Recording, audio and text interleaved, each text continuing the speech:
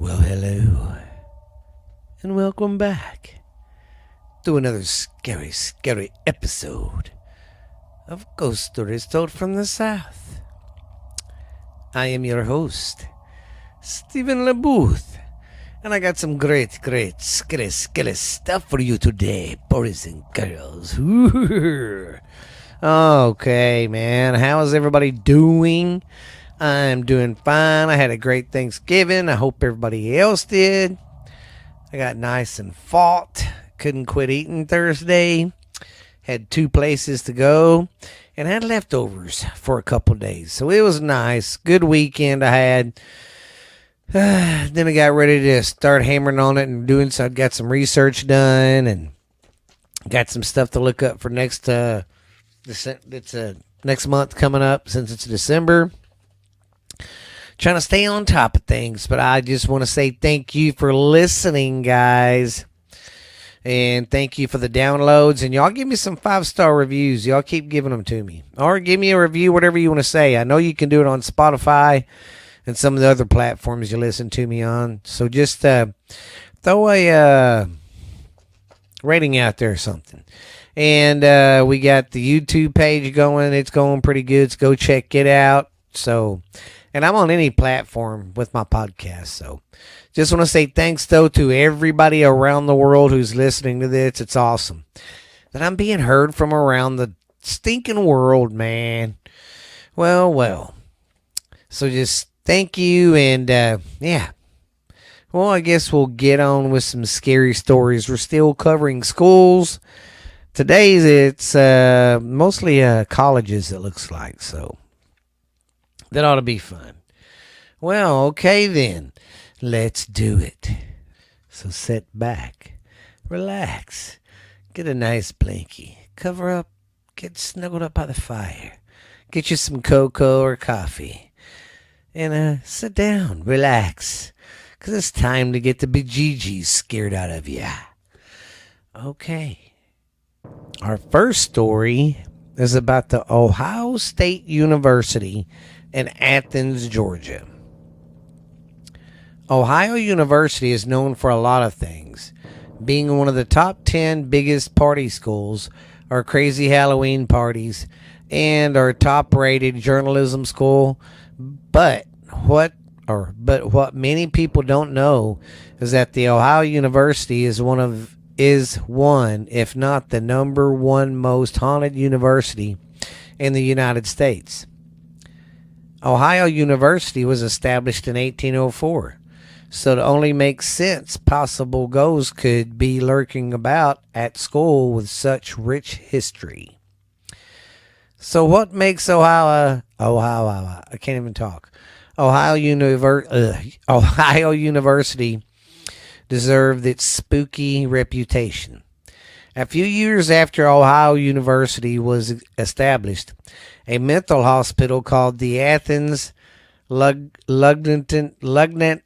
Asylum, known as the Ridges, was built right by the Ohio University in 1874, and it was in operation until 1993.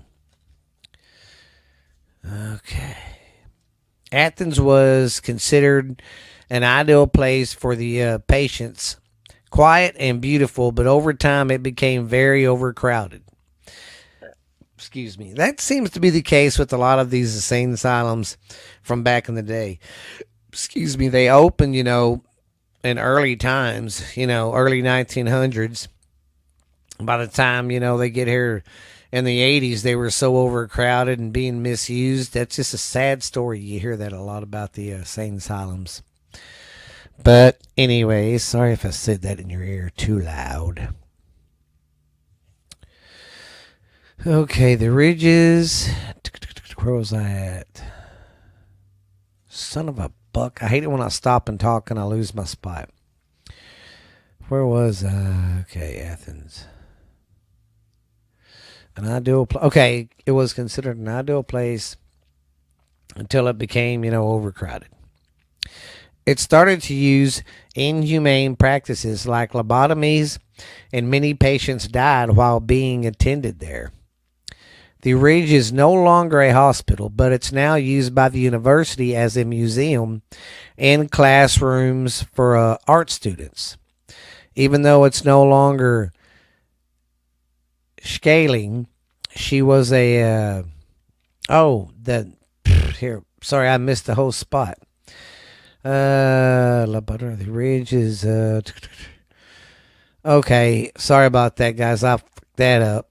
It's no longer a hospital. I said that. Okay. Even though it's no longer occupied with patients, legend has it they haunt the halls.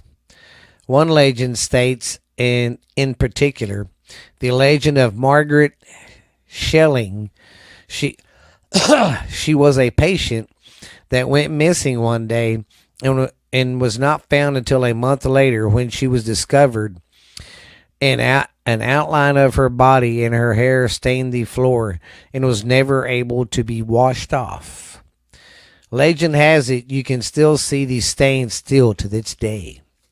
So, if anybody goes to school up there, let me know about that stuff. There are 2 or 3 cemeteries at different places of the ridges. There's one cemetery that stands out in particular, that the one located at the rear corner of the ridges. It is one of the most explored by people and students. Almost all the graves have only a number engraved, no name, no date. The only ones probably identified on their headstones are ones that relatives of the patients paid for. That is fucked up. I mean, they did bury them, but they didn't give them a name or nothing. They just put a fucking number on them. Society and humanity sucks sometimes. You know what I mean? Just treat people like shit. Where was I at? I got mad again and got, okay, explored by students. The only... Okay. Most haunted legends arise from the circle of graves without a headstone in the middle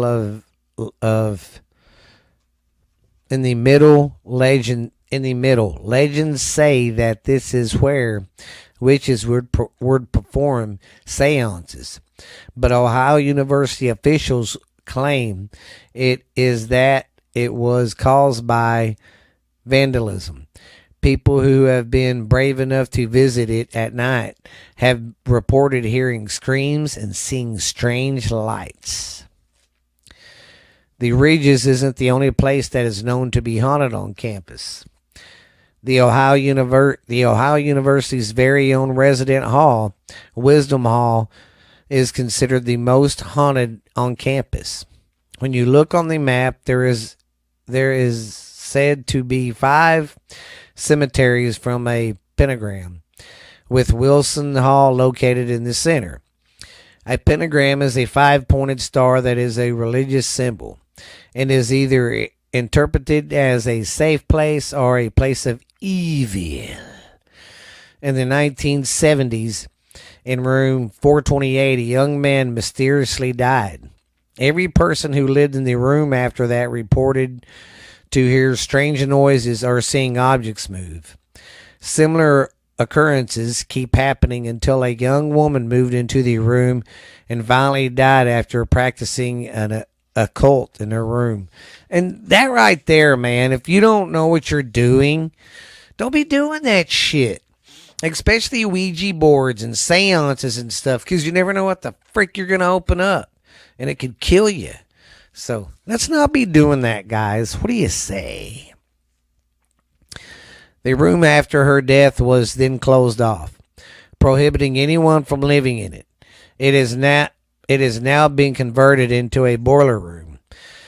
However, room 428 isn't the only spooky thing about Wilson Hall. The hall is also rumored to be built on top of an ancient Indian cemetery, which is a location for a major spiritual energy. Wilson isn't the only resident hall that's rumored to be haunted. Jefferson Hall has a marble sound where it sounds like hundreds of marbles are being dropped on the top floor of the building, which is supposed to be empty. Washington Hall is rumored to have a basketball team haunt its halls and people have confessed to hearing basketballs being bounced in the hallways when no one is there. Ooh, I'm going to really have to look into that place. Washington Hall. I got to remember that. I'll really do a dive deep into that place and check out if a basketball team haunts it. That's pretty cool. I'd like to hear that story. See, you find something new on the show, man. I'm always teaching you something. Legend also says that Grayford Hall has also experienced ghostly experiences after the death of a young woman, Laura, who fell from the fourth floor window. Lights turn off and on their own. Doors slam shut and open on their own. And the Bob Marley song, Laura, will not play on any musical device. Even though I have named many places on campus, these are not the only ones to be reported to be haunted. If you want more information about the place, just go to ohiostateuniversity.com. No, I don't know. But yeah, there's still more stories about it. So that might be a good dive to really dig into. If they got some, I want to do that. One about the basketball players haunting it. That's pretty cool. Sorry, I had to get a drink.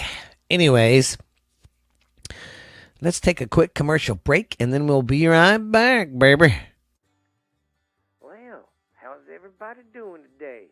It's your good old friend Uncle Dickie from Borderline Texas Trash, the most popular podcast in the world today. It's climbing up the charts faster than freaking slime on a stein, baby. Well, if you're wondering, what the hell is Borderline Texas Trash about? And who is its sumbitch Uncle Boo? Well, Uncle Boo is the most recognizable voice in podcasting today, babies. We gonna get funky like a monkey on some turnip greens. I'm coming in on white lightning, baby, on a silver saddle to bring you the best of Borderline Texas Trash, baby. I'm your host of the show, Uncle Boo. We go over everything. We do a little bit of politics at the end, but not much.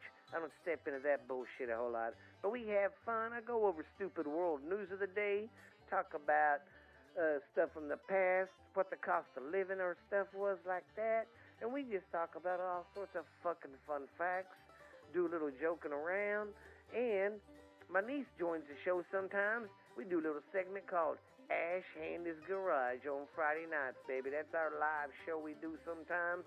And then I got the uncle that I talk to down in Boothville, Louisiana. And he calls sometimes. And we have a little show called Uncle Dickie's Corner. So you guys come check out Texas Borderline Texas Trash, baby. I know you will love it. We are on every platform you can think of. Spotify, Stitcher, Pandora, iHeart. We're on everything. We're even on Podbean, man. We even got our own YouTube channel. We even got an Instagram account, and we got our Facebook account. So go check us out, man, and come listen to the show. You'll get to listen to Ash Handy, Uncle Boo, Uncle Dickie, and all the most recognizable voices in this motherfucking podcast in the world today, babies. Because we will get funky like a monkey, I guarantee it. Let's just say, baby, I've wined and dined with kings and queens, slept in dumpsters, ate pork and beans, baby. But I am your host of the show, Uncle Boo, Borderline Texas Trash. Don't forget about it. If you want to listen to a show to just get your mind off this crazy world and all the COVID and politics bullshit, come check my show out. Come check me and my crazy family out. Some of the shit we do live shows from the barbecue. So I'll see you later. Bye. Well, welcome back, my fine friends.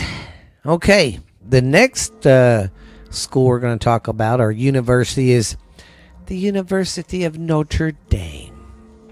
Yeah, this is supposed to be like a Catholic place, and it's haunted. I think that's what the Notre Dame religion is. I think they're Catholics, I believe. Yes, it's Catholic heritage. Anyways, the haunted University of Notre Dame. The University of Notre Dame was founded in November of 1842 by Raw Edward Sorin and is located just to South Bend, Indiana. Soren envisioned the school as being the greatest Catholic university in America. Today, Notre Dame is a large Catholic research university and is well known for its Catholic heritage, traditions, sports teams, and numerous ghosts and hauntings around campus. And it's also famous for Rudy. Remember that, guys? Reverend Soren passed away on Halloween of 1893.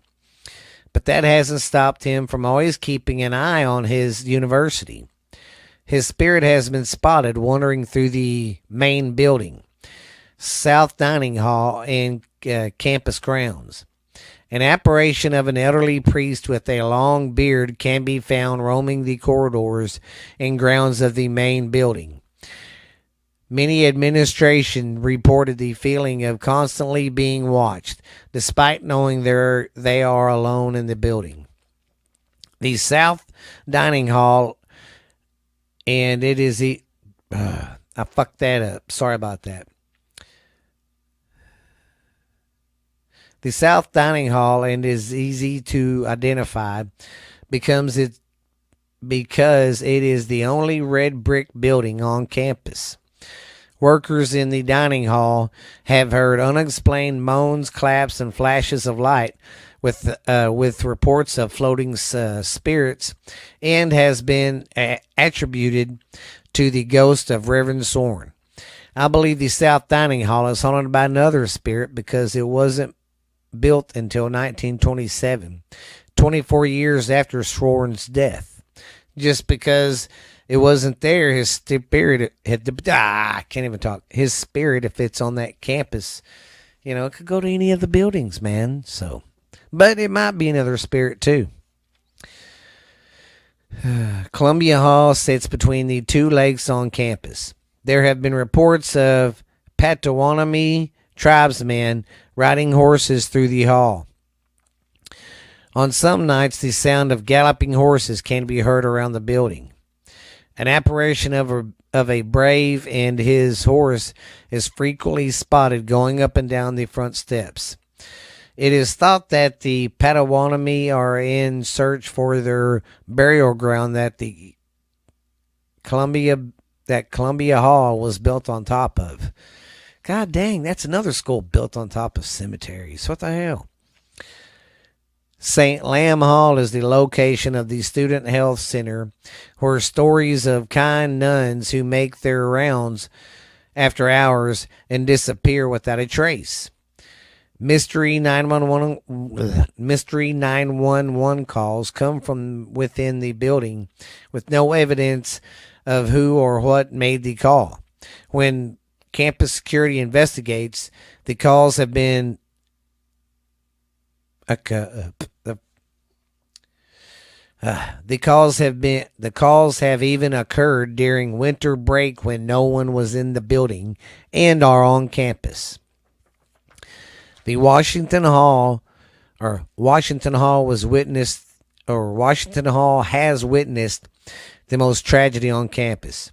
Originally built for the music and performing arts department as a musical hall and theater, today it is home to several spirits that make it the most haunted building on campus. In 1886, a Stepley Jack worker on the fly loft hall fell to his death. Since his death, unexplained footsteps on the roof can be heard on the quiet nights. And then in 1919, student professor Jim Mavinus passed away in the building. His spirit likes to entertain with a single blast from a French horn or trumpet that can be heard coming from the empty music hall. On a cold night in 1920, the legendary Fighting Irish football player, George Gipp, but they called him the Gippa, returned to Notre Dame campus late after curfew and found his dorm locked. The Gipper went to Washington Hall because he knew the rear door was often left unlocked. However, this door was locked, and then the Gipper was forced to sleep outside on the front steps. By the morning, he had contracted pneumonia and eventually died from the strep throat infection due to the lack of knowledge of antibiotics at the time. Oh man, the Gipper. In the hospital, he told his football coach, when the team is up against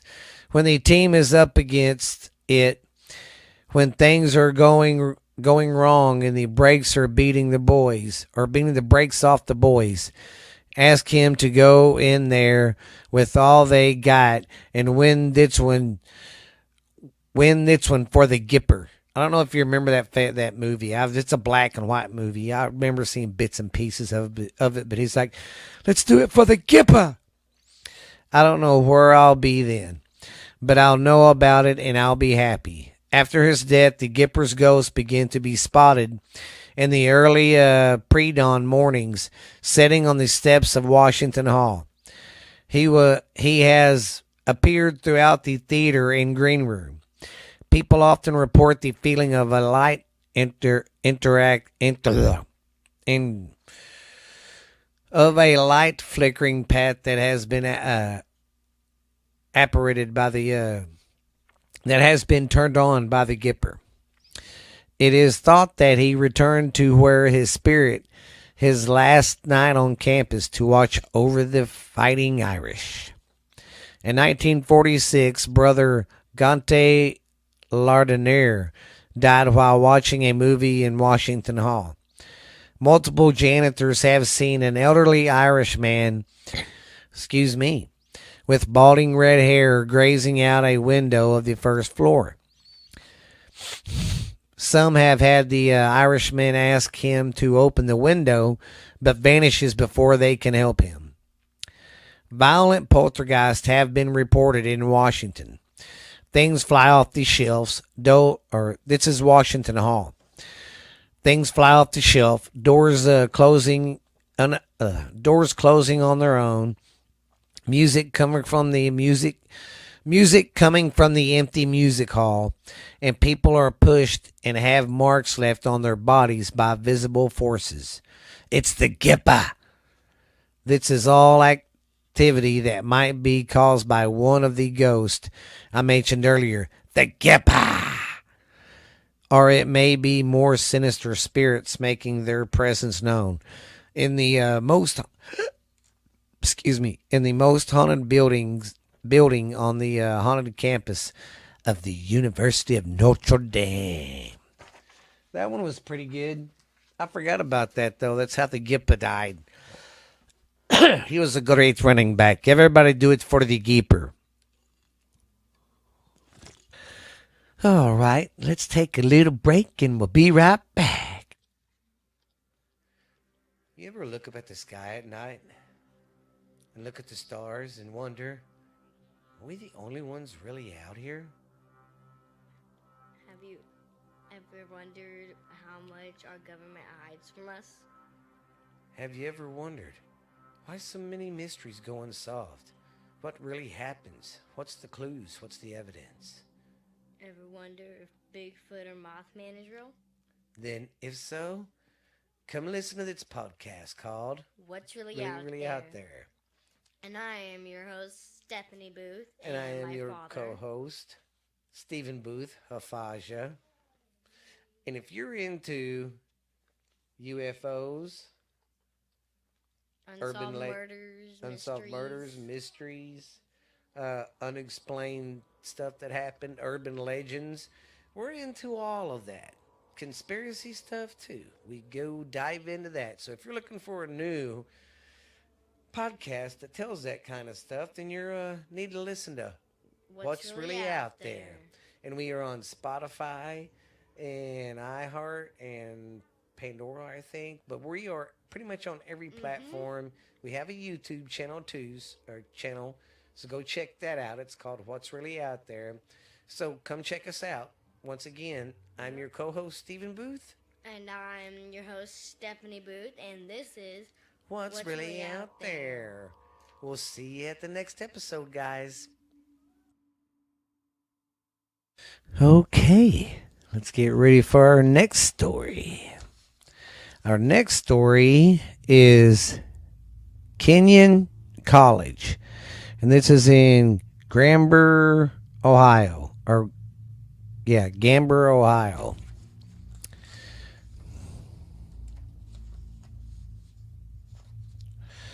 Wait a minute. That's not it. I almost started reading the wrong story.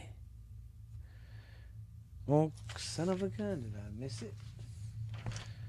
Well, I guess I won't be doing that story because I cannot find it. Don't know what I did with it. But anyways, we are going to do the University of Illinois.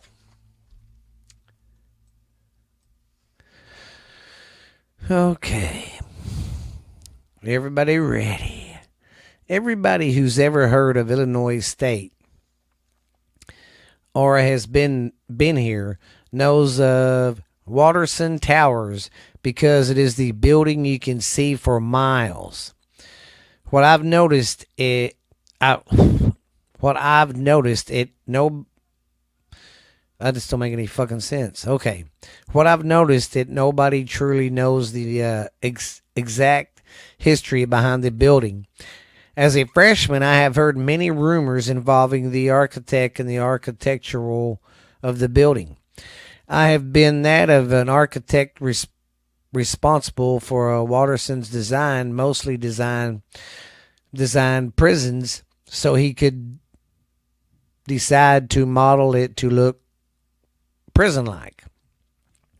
Then I heard that the architect of Watterson was mentally unstable, which is why the building is designed very, very prison-like. Oh wait, that's why the building. The building is canceled. The architect committed suicide by plunging to his death off the top of the building. Because most rumors are never true and only created by people in a pathetic attempt to add interest to their lives. I decided to research the history of Watterson Towers. From the picture that I found in the Milner Library's archives, I know that the construction of Watterson ended in the summer of 1969. Yet the dormitory opened in 1968. That's weird. It was named after a popular professor named Arthur W. Watterson. There are even rumors online claiming that Gary Kykax, famously known as the creator of the Dungeons and Dragons game, was the designer of Watterson. In my opinion, this would explain a lot as to why Watterson is set up the way it is. Whenever I walk through the building, I sometimes feel like I'm in a video game. The long corridors with bright fluorescent lights and the millions of vents in the ceiling that creaked and made all sorts of odd noises aid to the effect. Not to mention the elevators only stops on every third floor, so you can only end up having to walk up and down the creepy and disgusting staircase to get to the floor you want. Although it would be fun to believe that Gary Gayox, I don't know. Sorry if I'm butchering it. Actually did design the building with inspiration from his beloved video game. There are actual facts that disprove its rumor. Multi sources online have confirmed that Fredston and Finch Architects, a firm from Chicago, actually designed the building. Through my digging, I could not find the name or names of the exact architects who drew up the design. I guess no one will ever know for sure no one knows for sure what the inspiration to create Watterson Towers was. Interestingly, if you went around asking every resident of Watterson Towers whether or not they believed the building is haunted in some way, chances are they would get that you would get a fairly alarming amount stating that it is. In fact, my roommates and I would be within the portion of residents who claims this place and is somewhat haunted.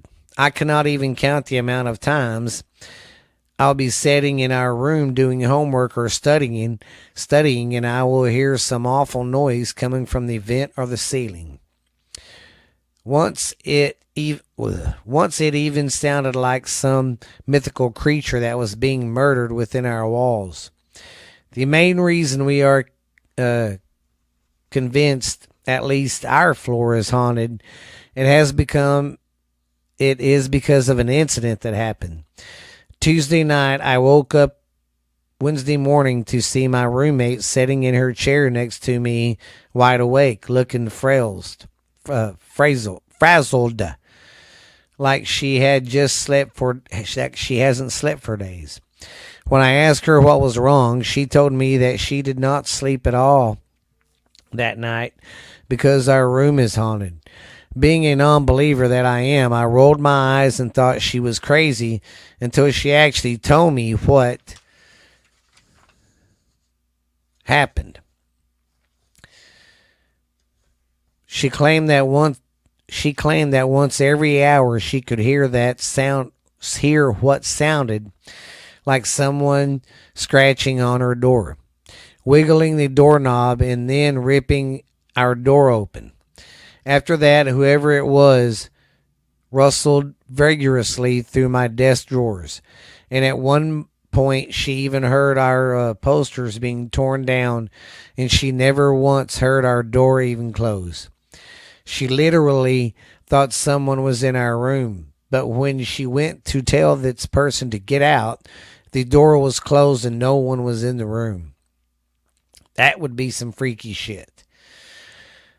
After the first couple of times, she finally got out of bed, opened her door, and looked in the hall to see if anyone was awake. But there were no signs of activity anywhere.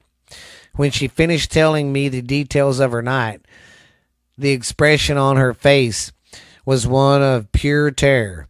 Now, let me tell you, my roommate is what one would call a total hard ass, which means she does not get scared very easily. Not to mention, when I looked over to our wall, I saw some posters that had been torn down. Because of this, my heart sunk a little, and the non-believer became basically terrified. The spiritual world is definitely one of the most subjective concepts out there. So, of course, there's no factual. Excuse me, that was so rude. No factual information providing or disapproving whether Watterson is haunted or not.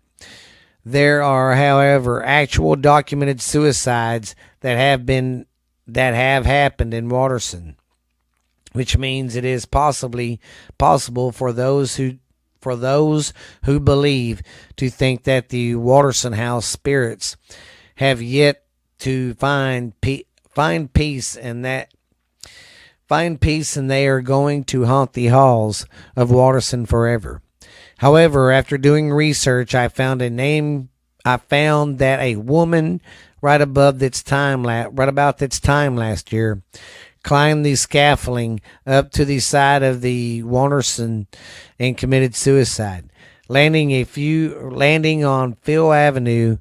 That story sent a chill down both of me and my roommates back.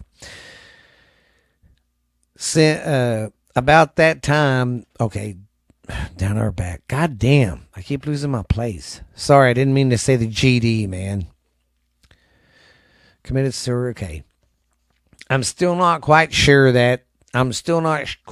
what to think, but it is quite constant that all these facts are falling into place to collaborate to the incident that my roommate experienced the other night. Okay. Well, I'm sorry, guys. I effed that up.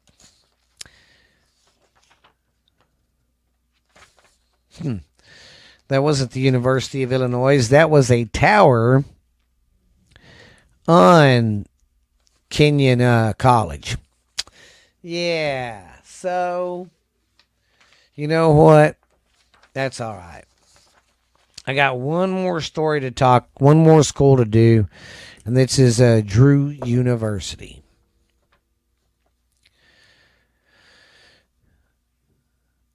Spiritual beings at Drew University seem to consist of a woman. Okay. We'll start over again. Spiritual beings at Drew University seem to consist of a woman. Let's start with the university's founder's wife, Roxanne Midrew. She seems to still have the administration of the building named after her. Her presence can be felt in the mid hall by security staff and maintenance workers from the footsteps on the staircase to closing doors. When a fire broke out in 1989, firefighters tried to save a woman trapped inside the building. They noticed that she was wearing clothing from an earlier 19th century. She was caught in the middle of the fire, but it did not seem to bother her the slightest. The firefighters said she looked at them in the eyes and then vanished into thin air. Wow. Okay, now this is a hall on the campus. Asbury Residential Hall hosts the ghost of a former domer who hung herself from the rafters of the building while a dark-haired woman roams the corridors of the Hoyt Brown Hall. Well, that's another hall they're talking about. And peeks through the windows to watch people. Residents of Hoyt Brown also report random things disappearing from their rooms. And the Greg Chapel holds a midnight concert once in a while. Those living on campus sometimes hear someone playing the organ. However, the identity of the player remains unknown. A rather annoying ghost that named Reggie roams the Kirby Shakespeare Theater on campus. He destroys the student props and disrupts their performances.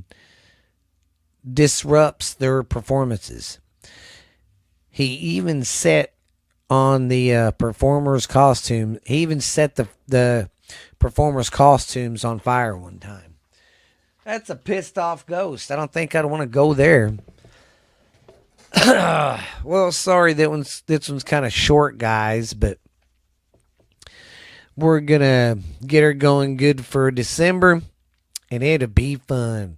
And I hope I didn't scare you too much tonight with my skelly stories.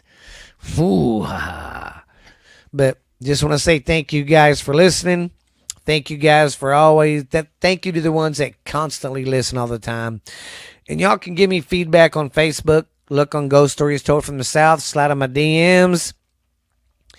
Let me know if there's any stories out there y'all want me to talk about, and I'll talk about them, all right? So, yeah, just slide in my DMs, talk to me. Give me some 5-star review, guys. Keep downloading. Keep getting my membership up, guys. It's looking good. It's awesome. I'm being heard all around the world, and it's cool.